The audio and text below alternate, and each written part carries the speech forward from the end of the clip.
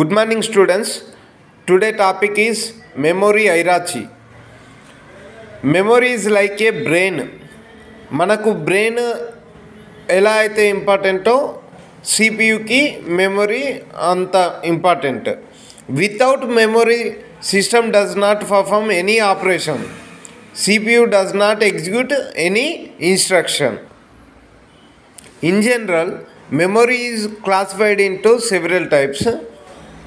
One is main memory, second one is auxiliary memory, third one cache memory. Main memory also called as primary memory. Auxiliary memory also called as secondary memory. Now let's see diagram for better understand. ఇక్కడ మనకు CPU నుండి different మెమొరీస్కి connections ఇచ్చారు. CPU, cache memory, main memory, IO process, magnetic tapes, magnetic disk. దీన్ని magnetic tapes, magnetic డిస్క్నే మనం auxiliary memory అంటాము.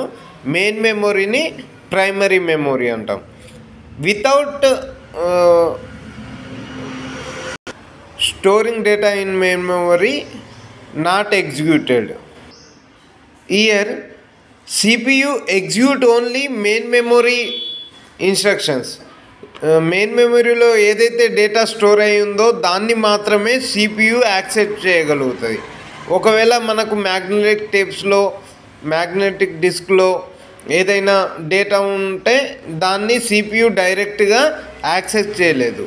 ఒకవేళ అందులోది మనము ఏదైనా ప్రోగ్రామ్ హార్డ్ డిస్క్లో స్టోర్ చేసి దాన్ని ఎగ్జిక్యూట్ చేయాలి అనుకుంటే ఐఓ ప్రాసెస్ ఏం చేస్తుంది, ఇందులో ఉన్న డేటాని మెయిన్ మెమొరీకి ఫార్వర్డ్ చేస్తుంది, పాస్ చేస్తుంది. అందులో నుంచి CPU యాక్సెస్ చేస్తుంది. ఇది ప్రాసెస్. ఓల్డెన్ డేస్లో మనకు మ్యాగ్నెటిక్ టేప్స్ యూజ్ చేసాము. బట్ ఇప్పుడు మ్యాగ్నెటిక్ డిస్క్ అంటే లైక్ హార్డ్ డిస్క్నే మనము మ్యాగ్నెటిక్ డిస్క్ అంటాము. Now let's see about properties of this memories. First property storage, second cost, third one is access speed. This is the diagram. Here cache memory storage is slow, 512 KB to 1 MB. Cache memory only store that much of storage, 1 MB like. And main memory is also called as primary memory. దీన్ని ఎలా మనం represent చేసు, RAM అంటే main memory. RAM అంటే RAM stands for random access memory. అది 4GB, 8GB, 16GB అలా ఉంటుంది. ఇది ర్యామ్ అన్నట్టు. హార్డ్ డిస్క్ అంటే మనం ల్యాప్టాప్లో, సిస్టంలో యూజ్ చేసే హార్డ్ డిస్క్ తెలుసు కదా, అవి 500GB, 1 TB అలా ఉంటాయి. నెక్స్ట్ దీని కాస్ట్ వచ్చేసి ఎలా ఉంటుందో చూద్దాం.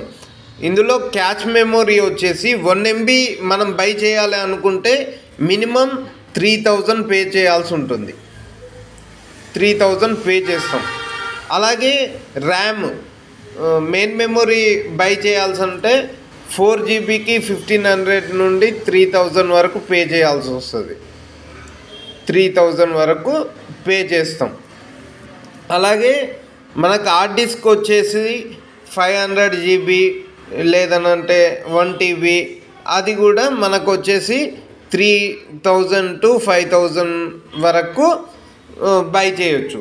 ఇందులో స్టోరేజ్ కెపాసిటీ అనేది మెయిన్ ఇక్కడ మనకు హార్డ్ డిస్క్లో లార్జ్ డేటాని స్టోర్ చేయడానికి యూజ్ అవుతుంది.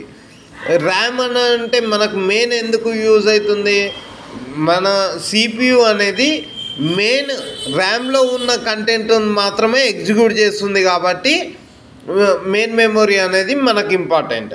మెయిన్ మెమొరీ సైజ్ వచ్చేసి 4GB నుండి 16GB ప్లస్ ఎంతైనా ఉండొచ్చు. దాన్ని బట్టి దాని CPU యొక్క పర్ఫార్మెన్స్, స్పీడ్ అనేది పెరుగుతుంది.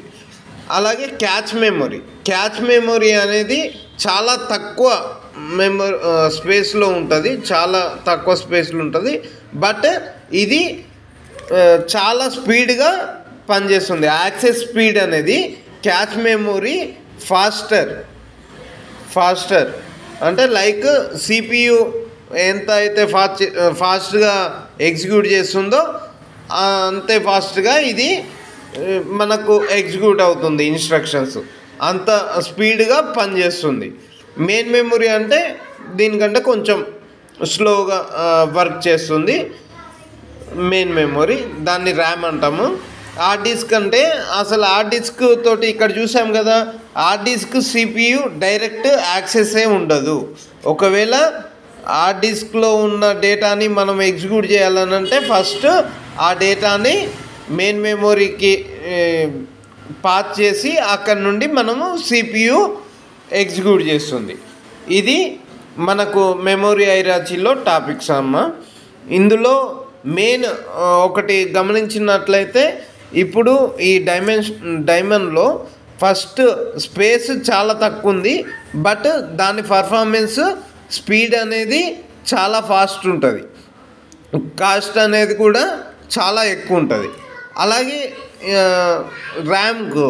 ర్యామ్కి అనేది కొంచెం దీంతో పోల్చుకుంటే దీనిది 4GB 16GB అంటే లార్జ్ స్పేస్ అంతున్న 3000 పే చేయాల్సి వస్తుంది.